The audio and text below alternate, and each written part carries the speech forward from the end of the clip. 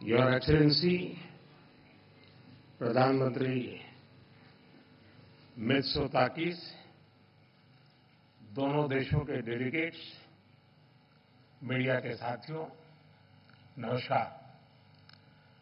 प्रधानमंत्री मित्सोताकीस और उनके डेलीगेशन का भारत में स्वागत करते हुए मुझे बहुत खुशी हो रही है।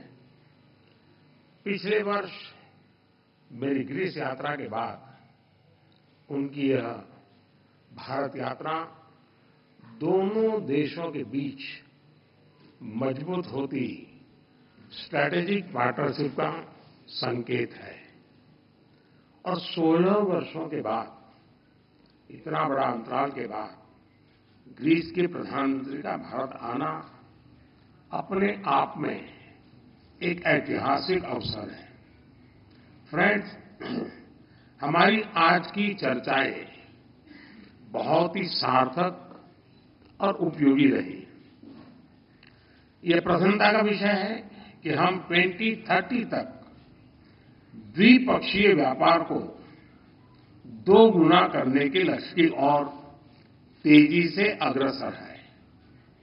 हमने अपने सहयोग को नई ऊर्जा और दिशा देने के लिए कई नए अवसरों की पहचान की।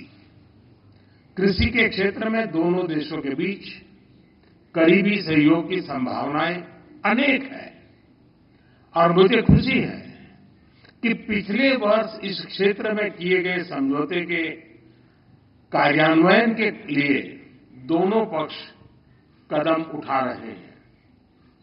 हमने pharma, medical devices, technology, innovation, skill development और स्पेस जैसे कई क्षेत्रों में सहयोग बढ़ाने पर जोर दिया।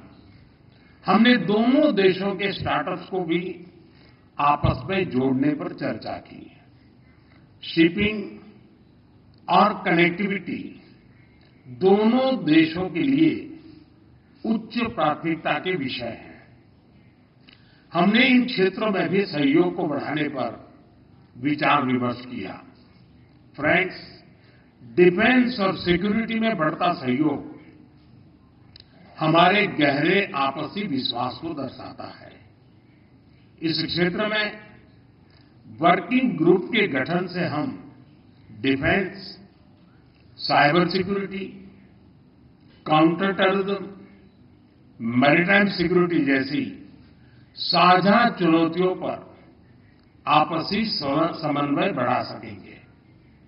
भारत में डिफेंस मैन्युफैक्चरिंग में को प्रोडक्शन और को डेवलपमेंट के नए अवसर बन रहे हैं जो दोनों देशों के लिए लाभदायक हो सकते हैं। हमने दोनों देशों के रक्षा उद्योगों को आपस में जोड़ने पर सहमति जताई है। आतंकवाद के खिलाफ लड़ाई में भारत और ग्रीस की चिंताएं और प्राथमिकताएं समान है। हमने इस क्षेत्र में अपने सहयोग को और अधिक मजबूत करने पर विस्तार पूर्वक चर्चा की।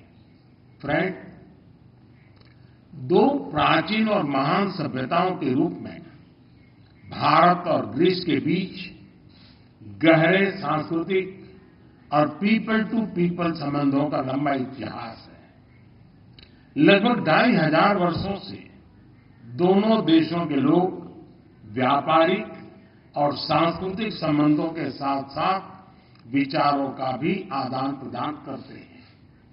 आज हमने इन संबंधों को एक आधुनिक स्वरूप देने के लिए कई नए इनिशिएटिव्स की पहचान की। हमने दोनों देशों के बीच migration and mobility partnership agreement को जल्द से जल्द संपन्न करने पर चर्चा की। इससे हमारे पीपल टू पीपल संबंध और सुदृढ़ होंगे। हमने दोनों देशों के उच्च शिक्षा संस्थानों के बीच सहयोग को बढ़ावा देने पर भी बल दिया। अगले वर्ष भारत और ग्रीस के डिप्लोमेटिक संबंधों की 75वीं वर्षगांठ मनाने के लिए हमने एक एक्शन प्लान बनाने का निर्णय लिया। इससे हम दोनों देशों की साझा धरोहर, science and technology, innovation, sports और अन्य क्षेत्रों में उपलब्धियों को वैश्विक मंच पर दर्शा सकेंगे। फ्रेंड्स, आज की बैठक में हमने कई क्षेत्रीय और अंतर्राष्ट्रीय मुद्दों पर भी चर्चा की। हम सहमत हैं कि सभी विवादों और तनावों का समाधान डायलॉग और डिप्लोमेसी के माध्यम से ही किया जाना चाहिए। हम इंडो पैसिफिक में ग्रीस की सक्रिय भागीदारी और सकारात्मक भूमिका का स्वागत करते हैं। यह खुशी का विषय है कि ग्रीस ने इंडो पैसिफिक ओशन इनिशिएटिव से जुड़ने का निर्णय लिया है। पूर्वी मेडिटरेनियन क्षेत्र में भी सहयोग के लिए सहमति बनी है। भारत की G20 अध्यक्षता के दौरान लॉन्च किया गया आईमेक कॉरिडोर लंबे समय तक मानवता के विकास में महत्वपूर्ण योगदान देगा। इस पहल में ग्रीस भी एक अहम भागीदार बन सकता है। हम यूएन तथा अन्य वैश्विक संस्थानों के रिफॉर्म के लिए सहमत हैं ताकि इन्हें समकालीन बनाया जा सके। भारत और ग्रीस वैश्विक शांति और स्थिरता में योगदान देने के लिए अपने प्रयास जारी रखेंगे। एक्सेलेंसी, आज शाम आप रायसीना डायलॉग में चीफ गेस्ट के तौर पर शामिल होंगे। वहां आपका संबोधन सुनने के लिए हम सभी उत्सुक हैं। आपकी भारत यात्रा और हमारी उपयोगी चर्चा के लिए मैं आपका बहुत बहुत धन्यवाद करता हूं।